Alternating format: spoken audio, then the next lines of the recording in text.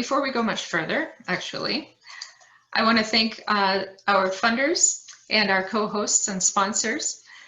Our grant programs at the Preservation League are a partnership between the New York State Council on the Arts with assistance from the Robert David Lyon Gardner Foundation and the Hudson River National Heritage Area that helps support grants that occur in that area.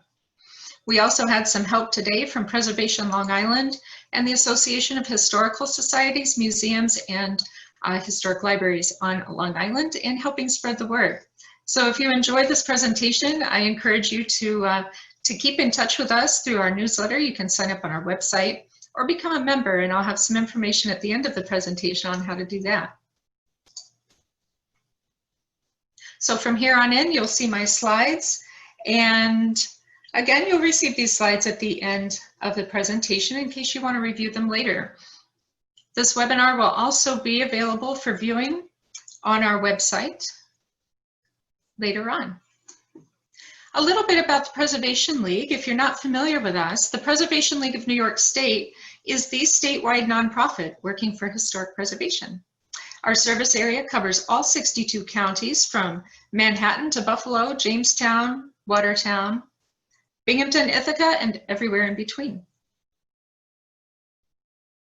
The League was founded in 1974 by a group of grassroots organizers who realized that there needed to be a centralized voice for preservation in Albany. Just over 40 years later, we're a professionally staffed organization with multiple arms aimed at ensuring that preservation always has a place at the table when it comes to community revitalization and sustainable economic growth. The Preservation League has a few focus areas that you might not be aware of. We work with preservation colleagues all around the state to help further historic preservation at the local and state level. We provide technical services and outreach like this workshop and others like it. We help protect threatened resources through our 7 to Save program, which brings additional technical services and illuminates the need of endangered buildings. We affect public policy through our work at the state and national level. We also give excellence awards. We highlight projects, organizations, publications, and individuals that exemplify best practices in historic preservation. And finally, we provide grants and loans to organizations and municipalities to help preserve their historic places. And we'll be talking about one of those grants today. We have 3 programs. We have our technical assistance grants, our Preserve New York grants, and our Endangered Properties Intervention Program, which is a loan program.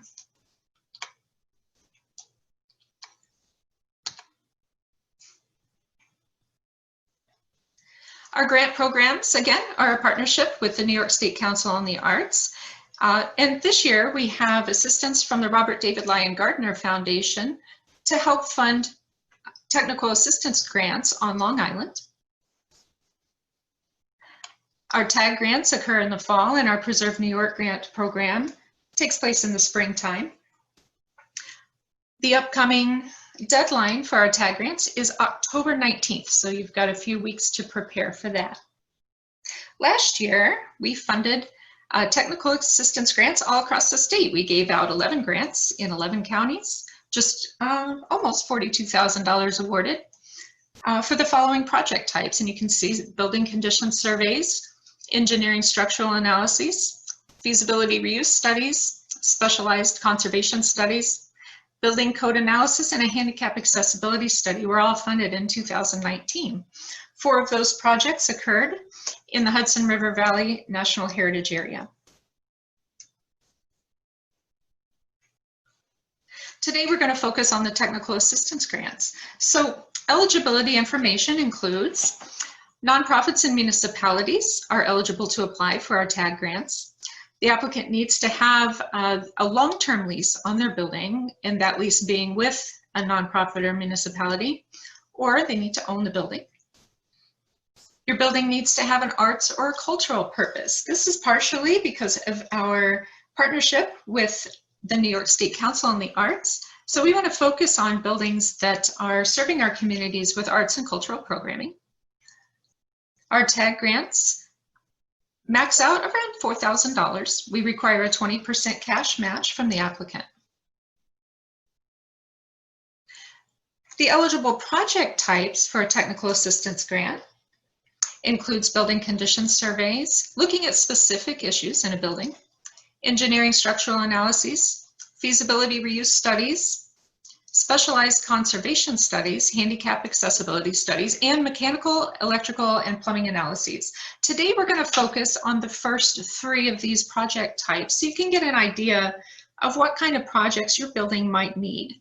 These are all planning projects. So the Preservation League funds planning projects to get you started working toward a capital project. So when you're thinking about applying for a TAG grant, I hope that you'll be thinking about the overall capital project that will eventually occur after your planning project. So one thing that as an organization you should do before applying is to think about how this potential project fits with your organizational mission. And think about how to articulate that in your grant application. And take a look at your organization as a whole and decide if this is really the best time to take on a fundraising campaign. Once you get your technical assistance grant, you'll be able to undergo a preservation planning project that will then lead to larger things for your organization. So you want to make sure you're ready to fundraise for the eventual capital campaign, and make sure that your staff and board of directors is on board with this project. And be prepared to hire qualified building professionals. The Preservation League maintains a list of qualified contractors who have successfully completed grant-funded projects with us. So we can provide this list for you to help you select your consultants for your planning projects. But when it comes to construction, those consultants will be able to guide you to qualified contractors and consultants from there. So take an overall look at your capital project. The first step is to take a look at your building and do a condition assessment within your organization and start deciding on what kinds of projects you think need to be looked at your building. Preservation planning projects can take on a holistic view of your building, or they can focus on small issues with your building. So if you're not sure where to start, a building condition report might be in order. We fund those through Preserve New York, and we'll be talking about those later in the season. The building condition surveys we'll be talking about today tend to look at specific issues with your building that you suspect are wrong with it. But once you decide what kind of condition your building's in and what it might need, you might want to undergo the preservation planning study funded through the technical assistance grants. Once you get your preservation planning study underway and you get your report back from your consultant, you'll be able to prioritize the projects that need to take place in your historic building. And you'll be able to complete plans and specifications to move on to a capital project. Engage your contractors in a bidding process. Make sure that you're hiring qualified contractors. Once your project begins, stay involved. Make sure that you're involved in every aspect of the process.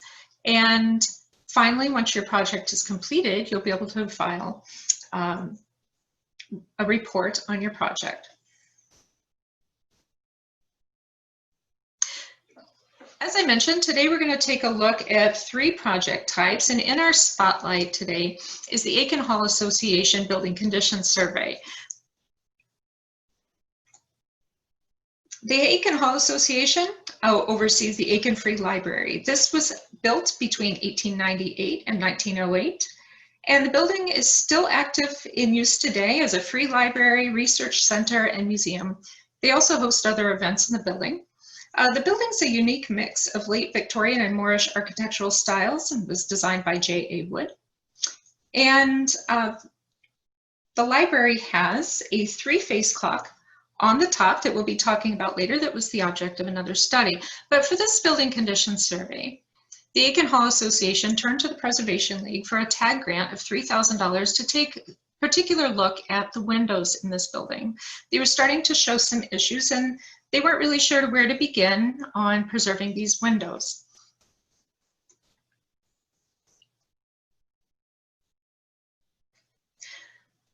So with their tag grant, the Akin Hall Association was able to, pardon me one moment, my notes are skipping out on me. All right, we're able to hire a consultant to take a specific look at their windows, and the result was a 31-page assessment of the condition of each window, along with specific recommendations for remediation, phasing of the work, and practical step-by-step instructions for tasks that could be handled in-house by untrained staff, from the oiling and cleaning of hardware to the removal of old UV film. Other tasks would require skilled professional labor, such as window reglazing and woodwork finishing. These recommendations were all made in their building condition survey. They were able to take this report and start to decide how they were going to prioritize the tasks with regard to their window, undertaking each window one by one based on the condition and recommendations for each one.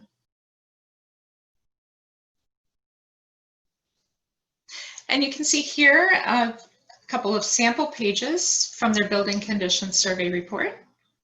Because each window had its own set of conditions that needed to be addressed, the architects prepared a map of all the windows along with a chart of the condition and the specific needs of each window.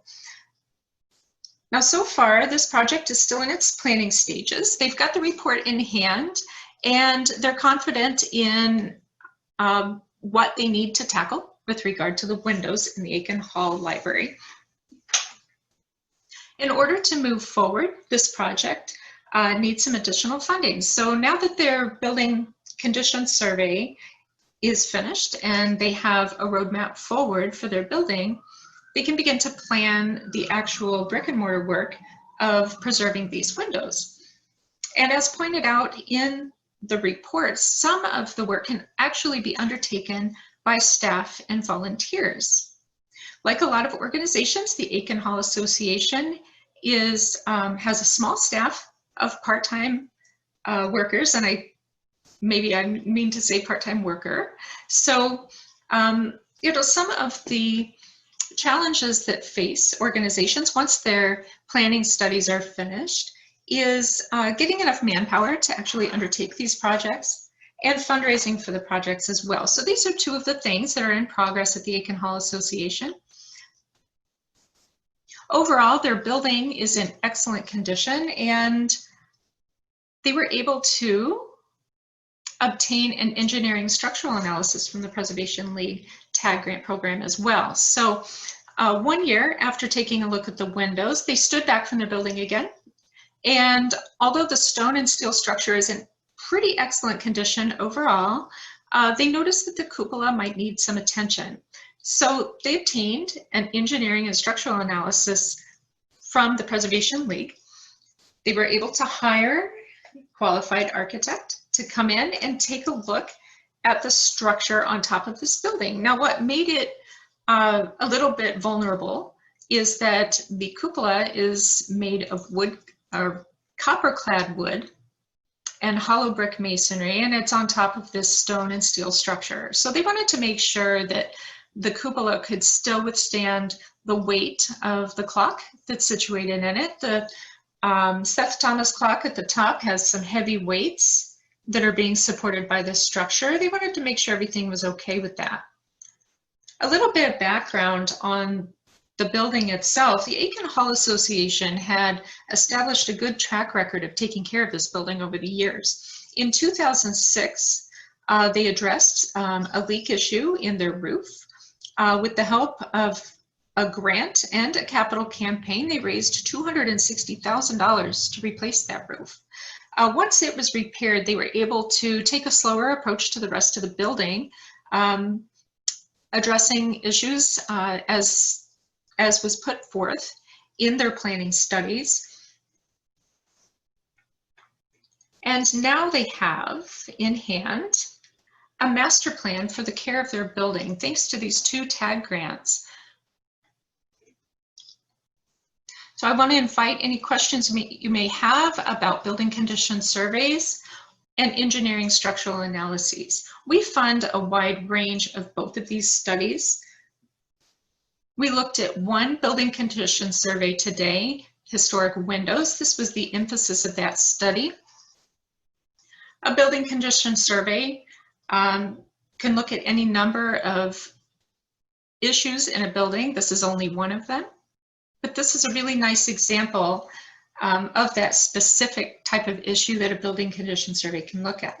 Engineering and structural analyses really deal more with the structure of a building, as the name implies, and can reveal any underlying conditions that a building might have before you tackle other preservation projects for your building.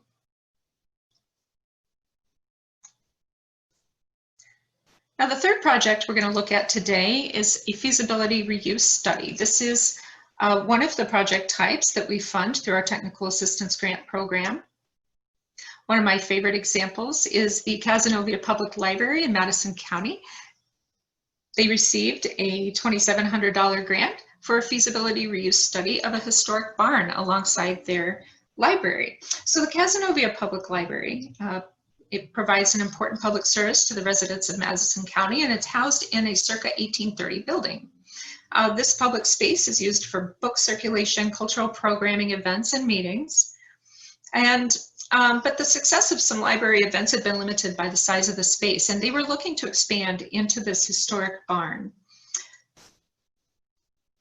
So this grant allowed them to hire the firm of Teach, Kent, Fay Architects of Cazenovia to complete this feasibility reuse study to determine the best way to rehabilitate this space. I want to take this opportunity to point out the difference between a building condition study and a feasibility reuse study. So looking at a building condition study is really focusing on the meat and structure of that building and the best way to maintain it. This can go a long ways towards helping you prioritize projects in a building that needs attention in multiple areas.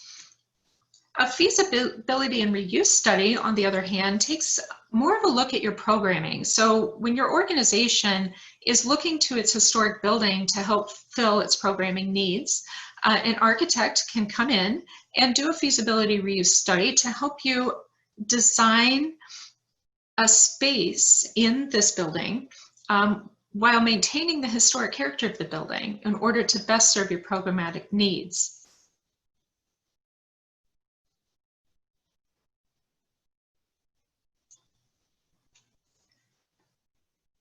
So once the Cazenovia Library's feasibility reuse study was complete, they were able to undergo a 2-year renovation project. And I have some photos here of some before and after. On the left, you'll see a picture of the barn as it was used for storage before the feasibility reuse study. So it had become a catch-all for some of the materials that wouldn't fit into the library and materials for some of their public programming. They knew that this was a good space for its use, but it wasn't necessarily the best use of that space.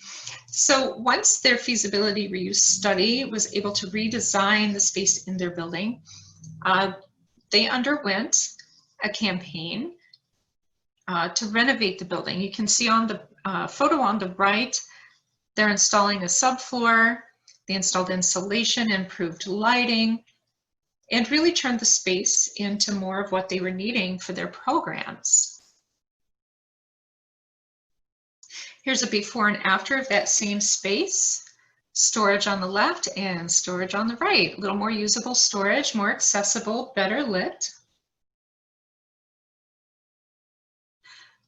The building contains some horse stalls. Now, the whole point in getting a feasibility reuse study done of a building is to make sure that your renovations are going to maintain and preserve the historic structure and the historic character of your building. So it was important to the Cazenovia Public Library to make sure that that historic character was still intact in this barn while still making it usable for their programs. So you can see in the photos here successive renovations and finally the final product as they were able to open up the space, maintain the historic stalls, open up some windows that had been there before, and improve the lighting and accessibility of the space.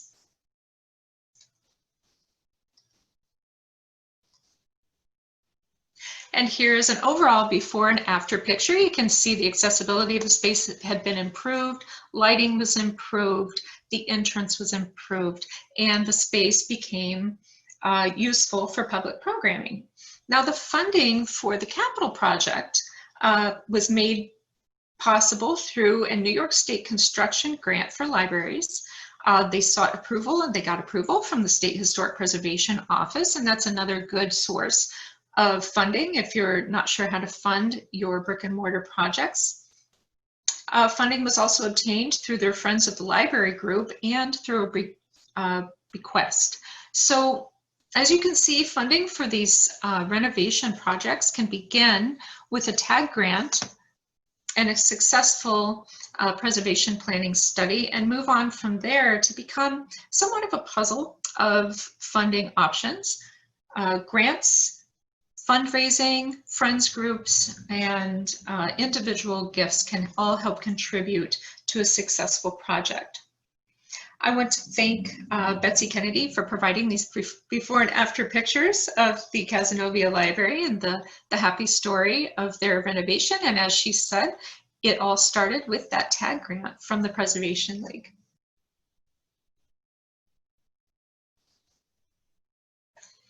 So applying for a technical assistance grant is easy. We have part 1 of the application available on our website. Fill that out, and then League staff will get back to you and provide part 2 of the application and any assistance that you need. Make sure that you contact a consultant early on in the process so that you get them familiar with the project you want to have done, and they can provide a scope of work that you're going to need for your application. Take a look at your building and start taking pictures early on. We require at least 5 photographs in your TAG application. And just as a tip in taking these photos, start with an overall view of your building and start narrowing in to show the details of the areas of concern. Make sure you have plenty of photos so that we can see the context of the areas of concern of your building, and so that we can get a sense of how your building's currently being used. Keep in mind that the grant review panel most likely won't have a chance to visit your site before they review your grant application, so you want to make sure that your photos are nice and clear. With our applications, we provide a checklist, so make sure you keep that checklist handy and consult it frequently so that you make sure that you're getting all of your application materials together and submitted on time. So again, this year's deadline for TAG grants is October 19th. You've got plenty of time to ask questions and get assistance with your application. Let me just assure you, this is one of the easiest grants you will ever apply for. Our grant application process is straightforward and simple. Some of the things you'll need for your application include an organizational budget, a budget for your project, and we'll go over what that all means in a moment. But you might be wondering how we evaluate your grants once we receive them. So we convene an independent grant review panel of historic preservation experts from all around the state. This panel of about 5 people will review your grant applications and discuss them. Each grant application is reviewed on its own merits, so we don't compare applications with one another. We look at each one individually and decide from there. And it looks like I have a question. Should we submit letters of support for the project? Yes, Robert, absolutely. And that's part of your application packet. So you will have a chance to submit letters of support. That's a really good question because as you can see, we evaluate these applications on 3 criteria. And one of those criteria is service to the public. So the more public support you have for your project, the better off you'll be. It's important to communicate what this project is going to look like, communicate to the public what this project's going to look like. So A historic preservation planning study might not seem terribly exciting to the public, but be sure and communicate to your stakeholders what this is going to mean for the future of your historic building and your organization, and most importantly, your ability to serve the public out of that building. So starting with a preservation planning study will allow you to leverage funds for later work. So once you have that document, that study in hand, you'll have a roadmap forward for your building. You'll be able to say, we've had experts take a look at our building, this is what they say needs to be done, and here's our plan for moving forward. So yeah, support letters are important, and you can submit those right along with your application. We also evaluate TAG grant applications on historic preservation excellence and project quality. So what that means is we're looking at the quality of that project for your building, how appropriate it is for the building, if you are prioritizing the right things. For example, if your roof is leaking and you've also got other issues with your building, we really hope that you'll take care of the leaking roof before you pursue the other issues with your building. So make sure that you're prioritizing your building's needs appropriately and applying for the appropriate grants for those needs. Fiscal and managerial competence of the applying organization is also important. So make sure that your budgets make sense. Make sure that your board of directors is on board with this project and understand their role in all of this, and one of their main roles should be fundraising. So make sure you have that understanding in your organization before you apply. So here I have some tips and tricks from Fran. I don't know if you all remember Fran, but she would normally be going around the state this time of year giving this presentation. Obviously, we've gone online due to COVID, and I have some things that she has passed on to us to help you put together your very best grant application. But first, I have a couple questions. So we have a question about consultants. What type of consultant do you recommend for a feasibility reuse study? Yeah, an architect with historic preservation focus is important. But it really kind of depends on the need of your building, and that goes across the board for any of these studies. Architects can be useful for any number of preservation planning projects, and we do have a list of consultants that you can look at and see who have successfully completed our grant-funded projects in the past. If you're looking at an engineering or a structural survey, then an engineer is going to be needed for that. But architects almost always complete these feasibility reuse studies for us. The reason for that is that a feasibility and reuse study requires a creative look at a building and its hopeful uses. So an architect's able to look at a building, look at its historic uses, and look at what you actually want to use it for, and draw a line between those while helping you preserve the historic fabric of the building. So some architects may be better than others at that, but again, that's why we have a consultant list for you to look at.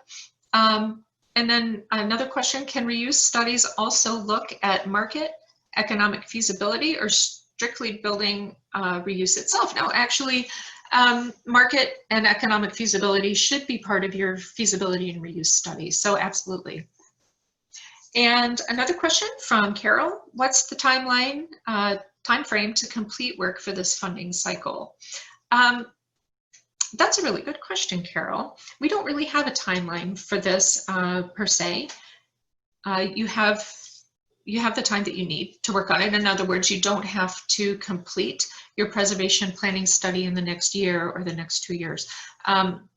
We do hope you'll do it in a timely manner, but there is no straightforward rule on that, so you have time.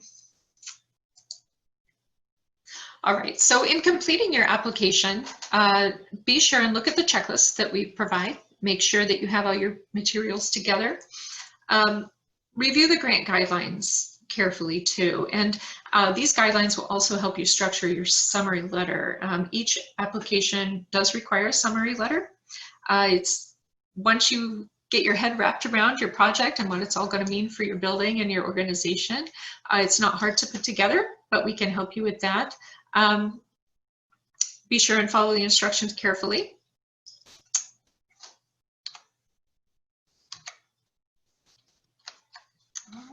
Okay, there we go.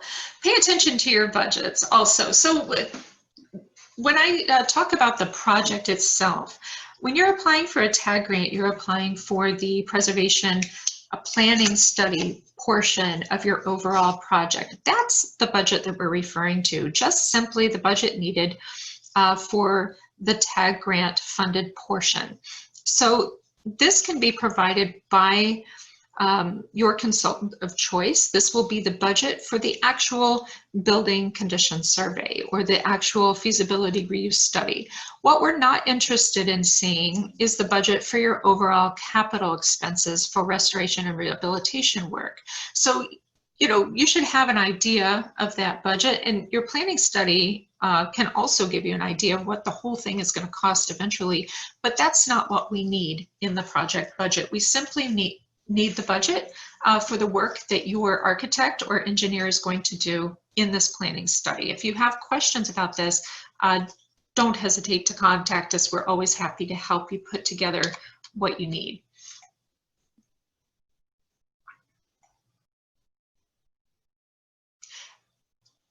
All right, looks like okay.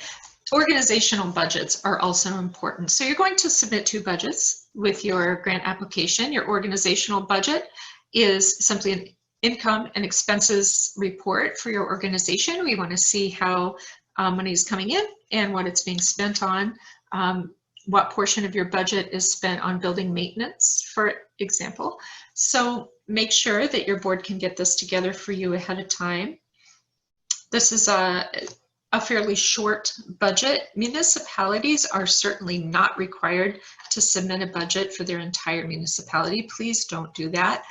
We just want a 1-page summary of income and expenses for that particular department that's going to be overseeing the preservation planning study.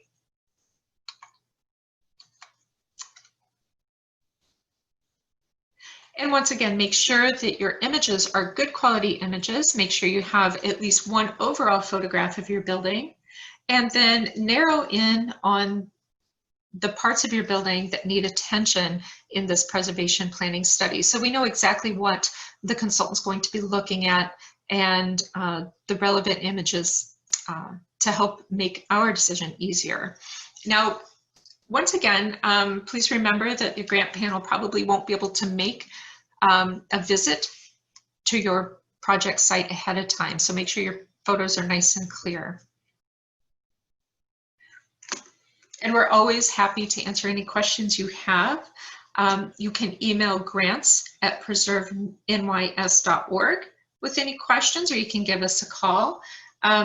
We are working largely remotely right now, but we're still available to answer your questions. And if you feel the need for a site visit, for one of us to check out your site and help you decide on the appropriate project for your TAG grant, we can always do a Zoom meeting or something like that.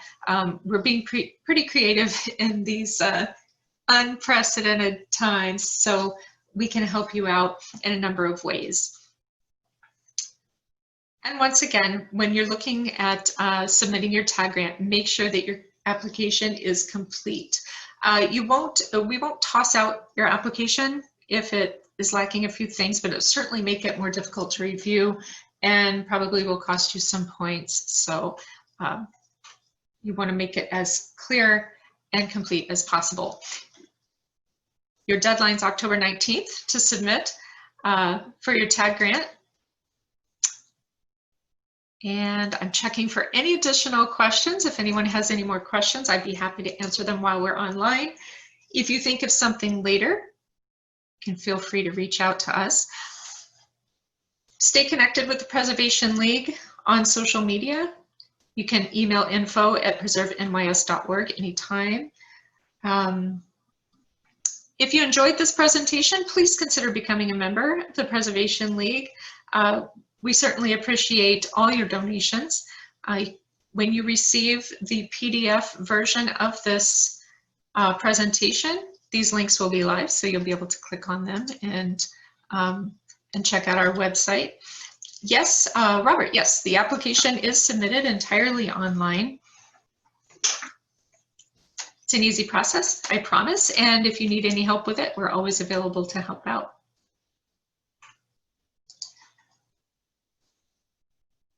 So if there are no further questions, then I just want to thank you all for attending today. Look for my follow-up email soon. You'll receive that PDF soon in my follow-up email. Today or tomorrow, I'll be getting that out to you all. And coming up on September 21st is the next session. Focusing on TAG grants, we'll be looking at the next 3 project types that we fund. So in that presentation, I'll be going over specialized conservation studies, handicap accessibility studies, and mechanical engineering and plumbing analyses. So some other things that you can look at in your building, you can get money for these studies through TAG grants. Site engineering, so that's a good question, Nina. Do TAG grants cover site engineering studies? Our historic building is potentially at risk due to a deteriorating retaining wall. Yeah, so that would probably be, I'm just going to say off the top of my head, a specialized conservation study. In the past, we have funded studies that look at drainage runoff and damage to buildings through retaining walls and things like that. So absolutely, we can certainly look at site engineering through a specialized conservation study. So if you would like more information on that, I urge you to tune in on September 21st at noon when I'll be talking about those kinds of studies, or if you want to talk to me personally, I'm always available via email. You can send an email to jrudler, J-R-U-D-L-E-R, at preservenys.org, and I'd be happy to talk with you further about that project. All right, I appreciate all your questions. I'm glad you're all thinking about applying for TAG. You've got plenty of time. Again, this is a fairly straightforward application. So between now and October 19th, we can help you get something together. Please keep in touch, and I hope to see you all on September 21st. Have a great rest of your day. Thanks a lot.